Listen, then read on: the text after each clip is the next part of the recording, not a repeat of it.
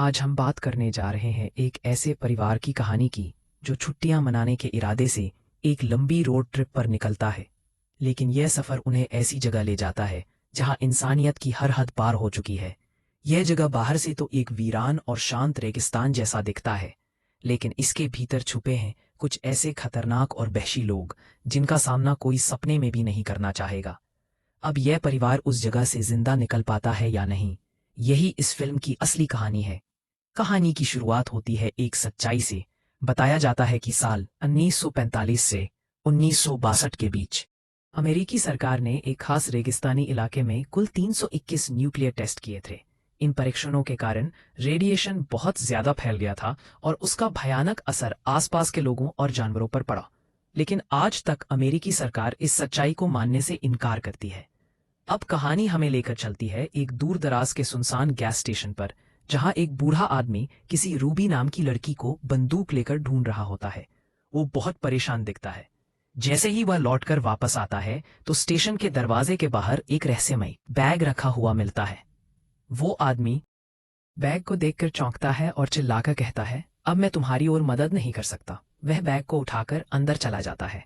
जब बैग को खोलकर देखा जाता है तो उसके अंदर एक कपल की तस्वीर, कुछ जेवर, एक मोबाइल फोन और एक इंसानी शरीर का कटा हुआ हिस्सा रखा होता है। यह देखकर समझ आता है कि इस इलाके में कुछ तो बहुत गड़बड़ है।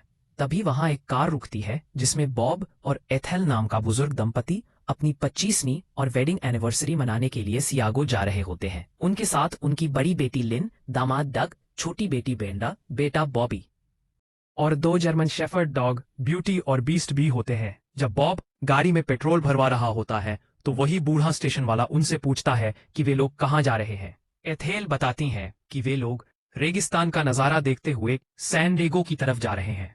इस पर बूढ़ा कहता है कि इस रेगिस्तान में देखने लायक कुछ नहीं है, बल्कि यह रास्ता सही नहीं है।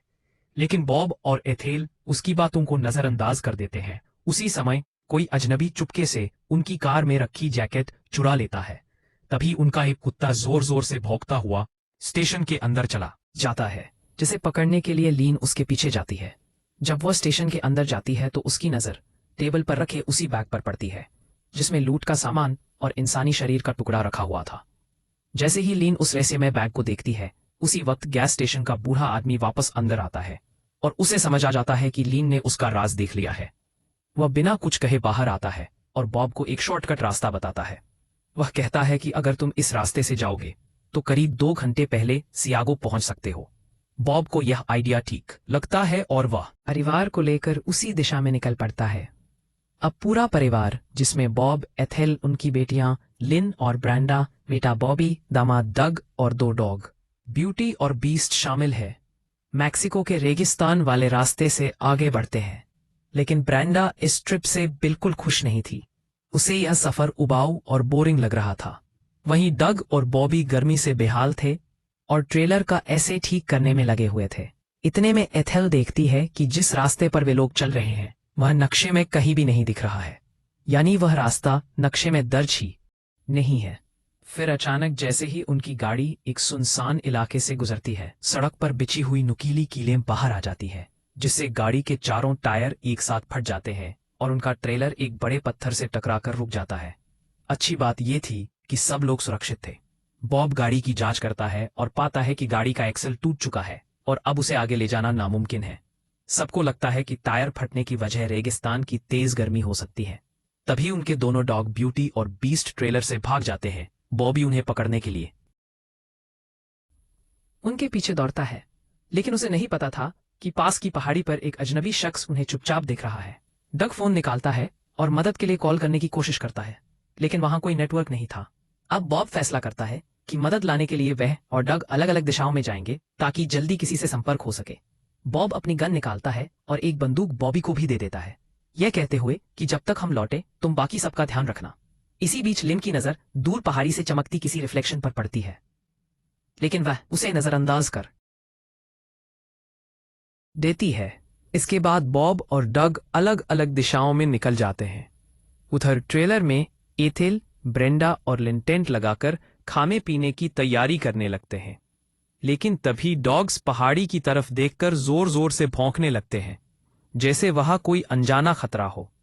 फिर जैसे ही ब्रेंडा ट्रेलर का दरवाजा खोलती है, बीस्ट कूदकर बाहर भाग जाता है। बॉबी एक बार फिर उसके पीछे दौड़ता है, लेकिन उसे ब्यूटी कहीं दिखाई नहीं देती। तभी बॉबी को जमीन पर खून के धब्बे नजर आते हैं।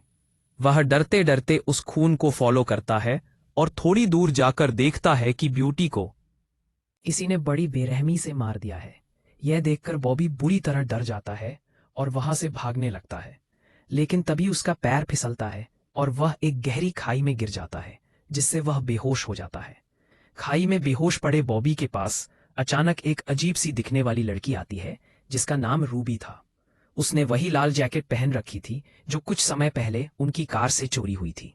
रूबी बॉबी की मदद करना चाहती थी और उसे वहां से हटाना चाह रही थी।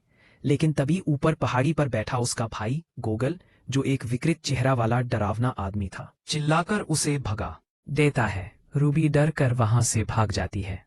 अब हम दूसरी तरफ डक को देखते हैं, जो कई घंटों से रेगिस्तान में पैदल चल रहा था, लेकिन अभी तक उसे कोई मदद नहीं मिल पाई थी।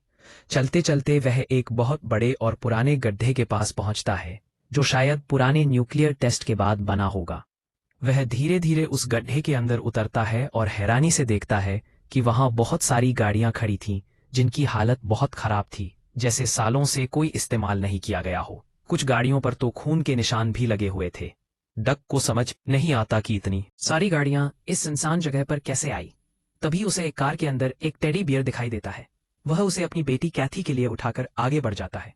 अब सीन कट होता है बॉब की तरफ, जो चलते चलते वापस उसी गैस स्टेशन पर पहुंच जाता है जहां उसने पहले डीजल भरवाया था। वह अंदर जाता है, थोड़ा पानी पीता है और उस बूढ़े आदमी को ढूंढता है जिसने उन्हें शॉर्टकट का रास्ता बताया था। लेकिन वहां कोई नहीं होता। वह मदद के लिए वहां रखे फोन का इस्तेमाल करने की कोशिश करता है, लेकिन वह भी काम नहीं कर रहा था। तभी उसकी नजर टेबल पर रखे उस